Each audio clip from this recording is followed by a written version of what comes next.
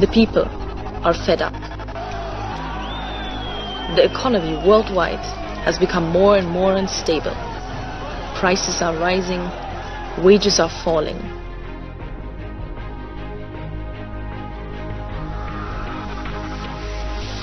The infrastructure is crumbling. The dollar has become unreliable, and the citizens are struggling to survive.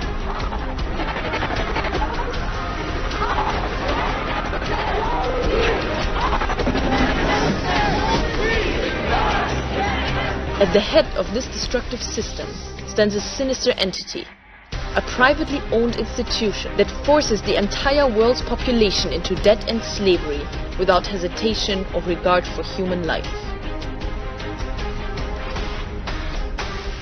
Let us tell you the story of this financial elite. A financial elite that strives for those who are poor to become poorer and for those who are rich to become richer.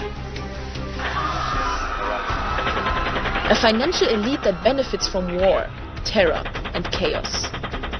A financial elite that draws from other people's misfortunes, their sufferings, and misery. A financial elite that has been working for centuries to establish a system of global enslavement, aiming to create a structure that makes everyone, willingly or unwillingly, sign and work their lives away for absolutely nothing, while these corrupt few usurp the planet's resources. All those who have stood in their way and have opposed their system have been eliminated. Through this institution, the financial elite created a structure that ensures that each and every government, as well as every private person, is eventually indebted to them. Each and every day, the Fed increases in power, but it is a power based on an illusion. Will the people wake up and stand up against the Fed before they implement the next stage of their plan? A new world order. The real question we should be asking is, how much do you know about the Federal Reserve?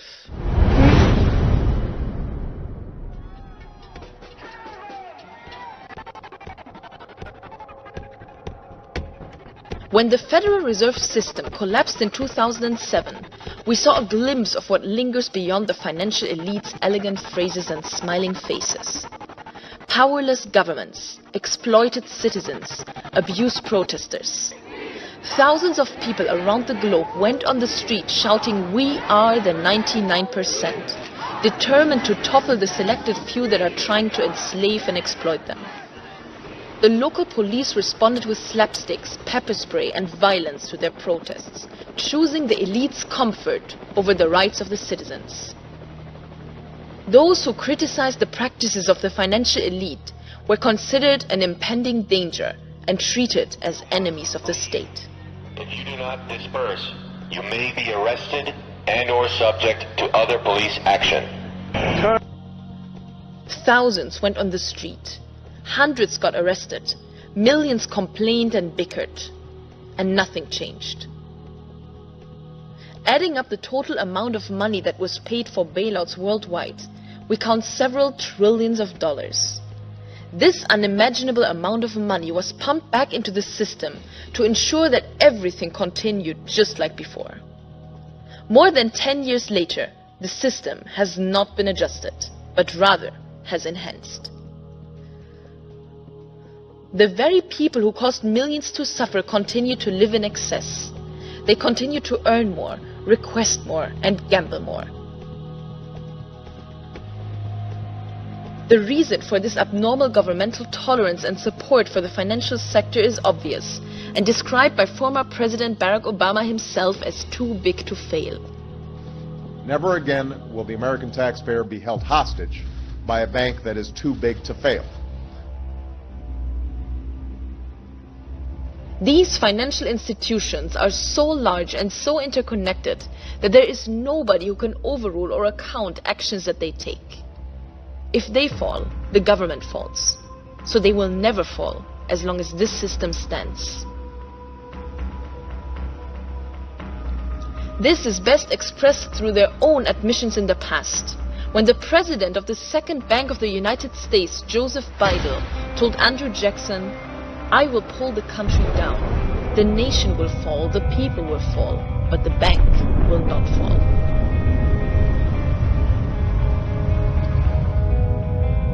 The US dollar is the unofficial world currency that serves as a global trade scale. 90% of all business transactions around the globe are made in dollar. Every country that imports and exports goods exercises this transaction in dollar.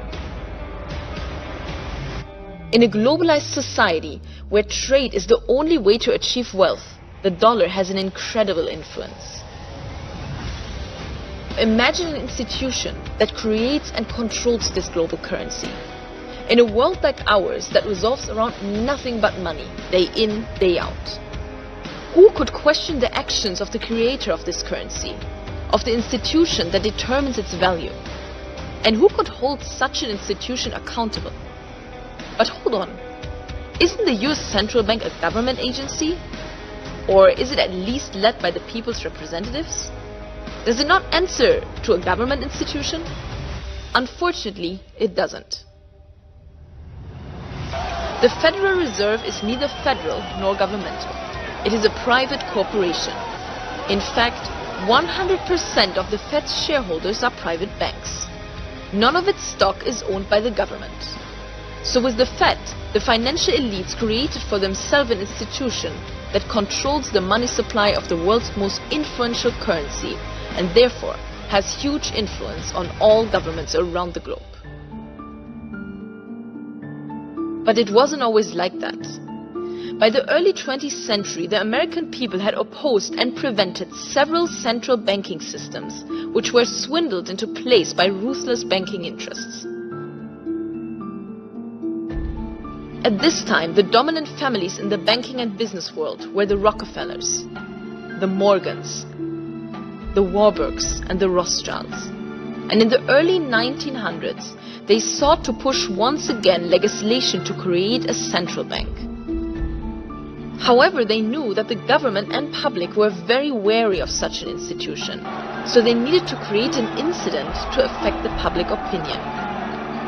J.P. Morgan, publicly considered a financial luminary at the time, exploited his mass influence by publishing rumors that a prominent bank in New York was bankrupt.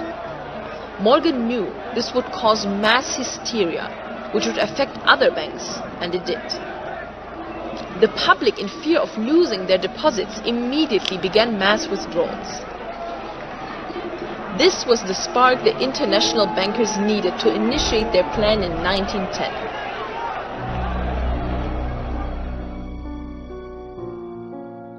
A secret meeting was held at a J.P. Morgan estate on Jekyll Island, off the coast of Georgia.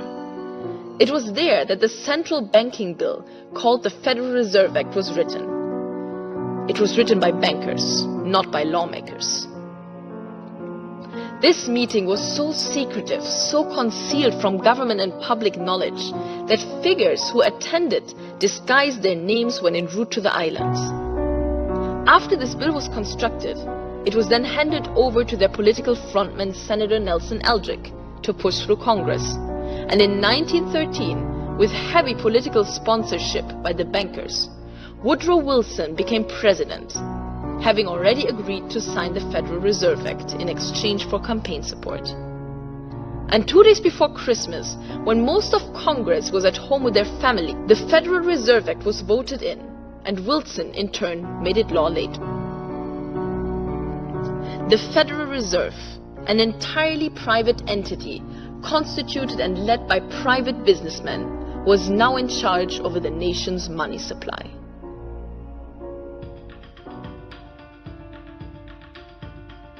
But it wasn't enough for Rothschild and his allies to raise and lower interest rates and regulate the dollar. Rather, they aspired to go one step further and establish a system that enabled them to create their own wealth without any restrictions. They wanted to build a structure that would allow them to endebt every influential person on the planet, and even every government. The plan was to seize the authority to create money that is backed up by absolutely nothing. They introduced a system called fractional reserve banking that allowed them to fabricate money whenever they felt like it. They had designed their personal philosopher's stone. They could now create wealth by nothing more than the stroke of a pen. Interesting how few questions we actually ask about very everyday things, like when we go into a bank and we ask for a loan of, say, $50,000, £50,000, what actually happens? You see, most people live their lives based on a kind of vague image of what happens. What actually happens is you ask for £50,000, they type into your account £50,000. That's all they do.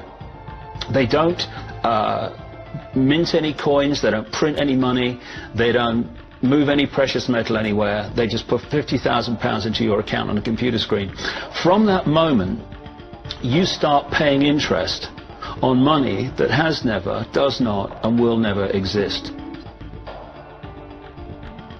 Virtually all money is nowadays created as a debt to either central or private banks. When private households spend more than they earn, they have to borrow the remainder from private banks. When governments spend more than they receive in taxpayers' money, they have to borrow the remainder from the central bank.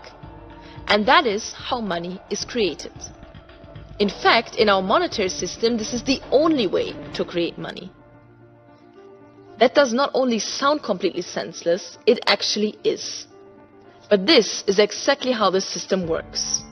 Money is created out of nothing by banks loaning money to private households or governments. There is absolutely no limit on how much money banks can create, provided they can find someone who is willing to borrow it.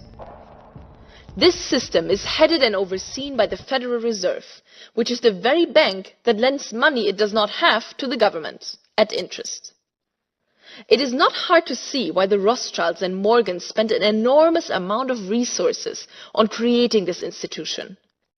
The influence of a privately owned institution that can indebt governments as well as the people without any restrictions extends infinitely. The financial elite created a system where each and every institution, as well as every private person, is eventually indebted to them. With every dollar borrowed, the Fed increases in power. The very structure of the system manifests the control of the financial elites and allows them to control the populations and the government. I want to see the people responsible for destroying the lives of millions of people. I want to see the people responsible for destroying the lives of millions of people. In handcuffs. In handcuffs. And led away. And led away. And brought to justice. Immediately. Immediately. It's time. It's time. To make them pay. To make them pay. Tax the rich. Tax them. Tax them. Tax them. Now, when the banks create money, they do not hand it over to the government or the people, but loan it to them at interest. Money is privately owned and not a public good. In the UK, the people pay the banks almost 200 million British pounds every day in interest. This does nothing but distribute money from the bottom of the pyramid to the top of the pyramid. In the US, 0.1% of the people own as much as 90% of all the rest combined. Those who have the money lend it out to those who don't have it at interest and win. At the same time, they perpetually create new dollars and pump them into the system, such that the value of the money in circulation decreases. Ever since the creation of the Federal Reserve and the introduction of fractional reserve banking, consumer prices in the US are 30 times higher than ever before. Now, while financial elites, central banks, and all those who get the newly created money early are able to buy the things they want before the prices have risen to reflect the new money in circulation, the money of those at the bottom of the pyramids loses its value. By the time the newly created money has filtered down to them, the prices of the things they want to buy have increased, and their savings have lost value.